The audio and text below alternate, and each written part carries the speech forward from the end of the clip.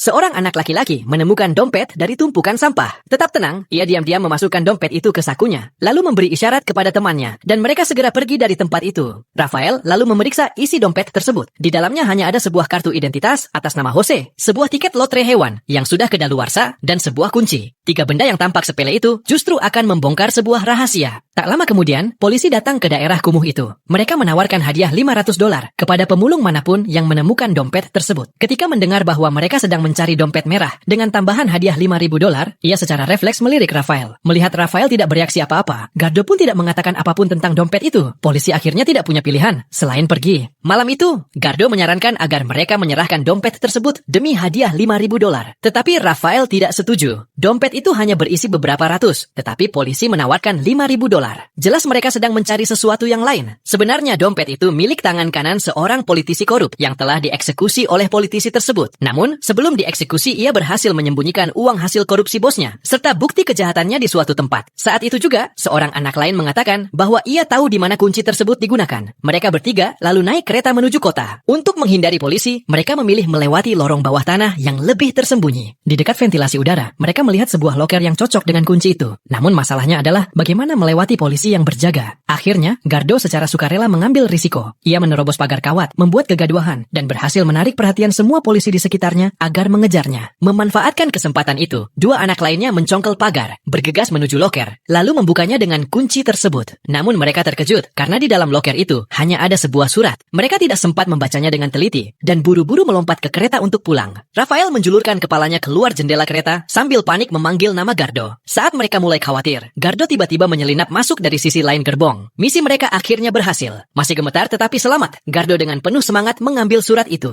Namun ternyata surat tersebut hanyalah surat biasa yang ditulis Jose untuk seorang tahanan, serta terdapat foto Jose dan di baliknya terdapat kode angka-angka rahasia. Melalui kode tersebut, mereka berusaha memecahkannya. Terdapat 4 baris nomor yang coba mereka cocokkan dengan halaman Alkitab yang berisi urutan ayat dan kata. Mereka lantas mendapat beberapa nama hewan. Lalu mereka mencocokkannya terhadap nomor di kartu lotre. Mereka pun mendapat jawaban bahwa angka tersebut adalah nomor layanan pemakaman di pinggiran kota. Mereka pun langsung berangkat ke sana untuk menyelesaikan misi terakhirnya. Sesampainya di pemakaman, Rafael berspekulasi bahwa tanggal tersebut adalah blok pemakaman dan angka kuburan. Rafael kemudian menemukan kuburan dimaksud yang tertulis atas nama Pia. Mereka kemudian membongkar makam itu. Benar saja di dalamnya terdapat uang yang sangat banyak dan bukti kejahatan politisi tersebut. Ia segera pergi dari tempat itu dan menyerahkan bukti kepada media. Karena uang yang didapatkan adalah hasil korupsi, mereka merasa uang itu bukan haknya. Mereka pun membagikan semua uang itu kepada para pemulung di tempatnya dulu bekerja. Film ini berjudul Trash, tahun 2014.